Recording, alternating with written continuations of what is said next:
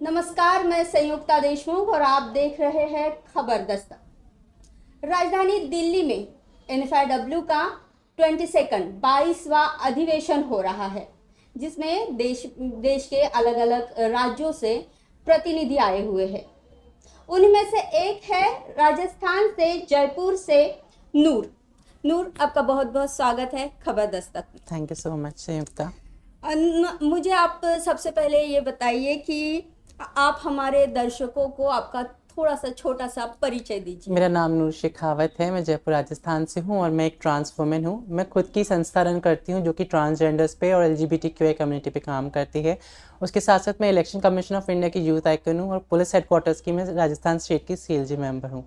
उसके साथ ही साथ मेरी जो उपलब्धियाँ हैं तो वो ये है कि भारत की पहली ट्रांसजेंडर हूँ जिसको जन्म प्रमाण पत्र मिला, और भारत की ही पहली ट्रांसजेंडर जिसको एक राजस्थान स्टेट यूनिवर्सिटी में मुझे एडमिशन मिला। और उसके अलावा जन आधार एक कार्ड रहता है राजस्थान में, इसमें हेल्थ इंश्योरेंस 25 लाख रुपए तक का रहता है। जैसे सेंट्रल में आयुष्मान है आपके, वैसे राजस्थान में एक जन आधार कार्ड रहता है।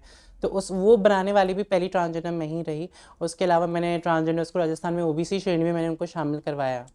तो ये मेरा संक्षिप्त वो है छोटा सा। आप जो यहाँ अधिवेशन में आए हुए हैं, यहाँ आपका क्या अनुभव है? कैसे आप क्या महसूस कर रही हैं? देखिए, यहाँ NFIW में मैं आई तो मेरा मेन मोटिव ये था कि यहाँ पे जो अलग अलग आप डेलीगेट्स जो अलग अलग जगह से आए हुए हैं, राजस्थान के अलग अलग स्टेट से आए हुए हैं, 400 से ज़्यादा यहाँ पे महिलाएं आई हुई हैं। तो मेरा यही उनको एक कहते हैं कि एक यही बात मुझे उनसे एक साथ शेयर करनी थी कि जैसे महिलाओं पे हम हर महिला सख्त शक्ति पे हम लोग बात करते हैं, तो उसमें हम महिलाओं के सारे वर्ग को ही हम लोग इंक्लूड करते हैं, चाहे कोई सी भी कास्ट और रिलीजन हो, भील जनजाति की ही क्यों ना हो, कोई बुजुर्ग महिला क्यों ना हो, बालिका क्यों ना हो, सिंगल लेडी क्यों ना हो। बट क्या हम लोग ट्रांस वुमेन पे बात कर रहे हैं? आप ही की तरह मैं भी एक महिला हूँ।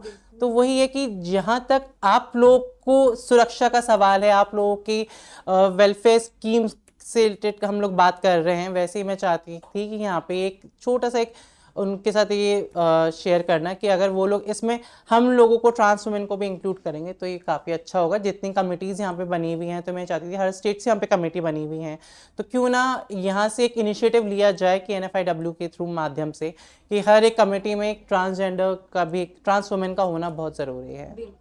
आपको भी सेफ्टी की जरूरत बहुत है, ज़्यादा। सोचने हाँ, की जरूरत है सबको। हाँ जी।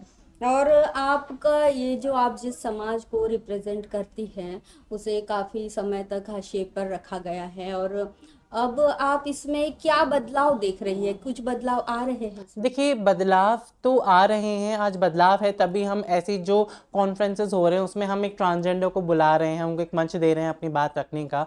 ये ऐसे ही काफ़ी इवेंट्स में मैं जा चुकी हूँ। पुलिस हेडक्वार्टर्स के साथ मिलकर मैंने प्रोजेक्ट स्माइल पे काम किया, जिसमें जितने भी नोडल ऑफिसर्स थे हर थाने के वहाँ पे आए थे, उनके साथ मैंने सेंसिटाइजेशन वर्कशॉप करी।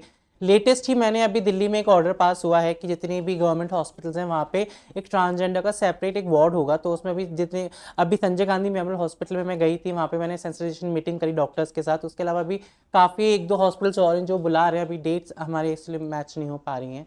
तो वो एक चीज़ है, काफ़ी हद तक बात हो रही है। स्कीम्स में भी देखा जाए, अभी मैंने कॉलेज में एडमिशन लिया तो डिपार्टमेंट ऑफ सोशल जस्टिस, अगर आप देखेंगे अभी मैं कोलंबिया और बैंकॉक जाकर आई थी, वहाँ पे इंडिया को रिप्रेजेंट करने गई थी मैं। तो वहाँ पे मुझे एक चीज़ और पता लगी कि खाली इंडिया ही हमारे एक ऐसी कंट्री है जहाँ पे खाली एक ट्रांसजेंडर के लिए एक नेशनल पोर्टल है। मतलब खाली अगर आप डालेंगे गूगल पे ट्रांसजेंडर वेबसाइट, तो वहाँ पे एक ट्रांसजेंडर पोर्टल है जहाँ पे स्कॉलरशिप, महीना भत्ता, पेंशन और ये सब चीज़ें, गवर्नमेंट स्कीम्स ट्रांसजेंडर्स को प्रोवाइड करी जा रही हैं। तो कहीं ना कहीं काफ़ी हद तक चेंज आ रहा है। अब जैसे मैं BA परस्यू कर रही हूँ तो सोशोलॉजी सब्जेक्ट है मेरे पास, तो एक सोशल चेंज आने में भी 100 साल का टाइम लगता है, बट 100 साल से पहले ही ये सब चीज़ें हो रही हैं। तो ये काफ़ी अच्छी बात है कि इंक्लूजन तो कहीं ना कहीं हो रहा है। हाँ। तो आपका इस समाज की पॉलिटिक्स में क्या भागीदारी होनी चाहिए, ऐसे आपको लगता है? देखिए, मैं ये चाहती हूँ कि जितनी भी यहाँ पे पॉलिटिकल पार्टीज हैं, मैं ये चाहती हूँ कि हमारे साथ वो उनके जो मैनिफेस्टो हैं, उनके मैनिफेस्टो में हमारे लिए भी कुछ एक पार्ट रहे। मेन स्ट्रीम में हम लोग भी जुड़ना चाहते हैं। हाउसिंग स्कीम्स में भी मैं चाहती हूँ, हाउसिंग स्कीम्स जो हैं, अभी आप देखेंगे कि ट्रांसजेंडर सबसे ज़्यादा प्रॉब्लम कहाँ आती है, कहीं पे भी रूम रेंट पे लेने पे। रूम उनको ईजिली रेंट पे कोई नहीं देता है। तो हम ये चाहते हैं कि हमने एटलीस्ट हमारा खुद के घर की छत तो हो जहाँ पे हम लोग सेफ फील करें, क्योंकि हमको रेंट भी अगर कोई देता है तो हमको वही झुग्गी झोपड़े मिलते हैं जहाँ पे हम लोग सेफ नहीं हैं। वहाँ पे आप अगर देखेंगे तो पिछले साल ही जब राजस्थान में इलेक्शन थे तब एक ट्रांसजेंडर को, मैं मेरे पास फोटो, मैं आपसे फोटोज शेयर करूंगी उसकी, एक ट्रांसजेंडर रेप करके उसको जला दिया गया था। उसका आप अगर आप फोटो देखेंगे तो आप इतनी भयावह फोटो है कि आप फोटोज नहीं देख पाएंगे संयुक्त, आप सोचिए। लेकिन वहां पे अगर इसकी जगह कोई महिला होती, वो भी महिला ही थी, ट्रांसवुमन ही थी, लेकिन उसकी जगह कोई ऐसे बायोलॉजिकल अगर फीमेल होती तो शायद ये बात बहुत बड़ी हो जाती, क्योंकि वो उस टाइम इलेक्शन का टाइम था, राइट।